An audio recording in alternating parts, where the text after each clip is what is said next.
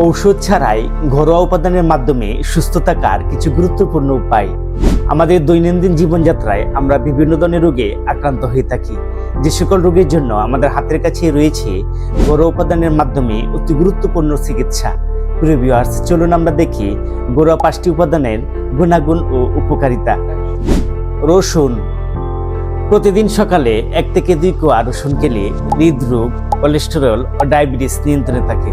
রসুনে আছে iron, calcium, potassium, magnesium, zinc ও খনিজ উপাদান। রসুন মানবদেহের রোগ প্রতিরোধ ক্ষমতা বৃদ্ধি করে। আদা। আদা হজম শক্তি বৃদ্ধি করে ও গ্যাস্ট্রিকের সমস্যা দূর করে। মাথা ধরা, ব্যথা, সর্দি, কাশি ও ক্যান্সার প্রতিরোধেও আদা ভীষণ ভূমিকা রাখে। এলাচ। এলাচ মানসিক অস্থিরতা দূর করে এবং হার্ট ও হার্টের বাল্বের জন্য আদর্শ সহায়ক হিসাবে কাজ করে। প্রস্রাব ইনফেকশন ও শ্বাস প্রশ্বাসজনিত সমস্যায়ও এলাচ অত্যন্ত কার্যকরী। লবঙ্গ।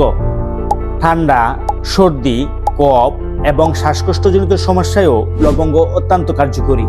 লবঙ্গে থাকে অ্যান্টিঅক্সিডেন্ট, যা রোগ প্রতিরোধ ক্ষমতা বাড়াতে সাহায্য করে। যাদের ঘন ঘন মাথা ব্যথা ও সাইনোসাইটিসের সমস্যা আছে তাদের জন্য লবঙ্গের চা অত্যন্ত উপকারী। দারুচিনি। দারুচিনি প্রচুর পরিমাণে অ্যান্টিঅক্সিডেন্ট সমৃদ্ধ ভেষজ। আমাদের শরীরে ত্বক ও রক্তের শর্করা নিয়ন্ত্রণের জন্য দারুচিনি অনেক কার্যকরী। অ্যাসিডিটির জন্য দারুচিনি অনেক উপকারী। আসুন আমরা ঔষধ সেবন কম করি, প্রাকৃতিক ভেষজ ব্যবহারের মাধ্যমে সুস্থ সুন্দর জীবন করি।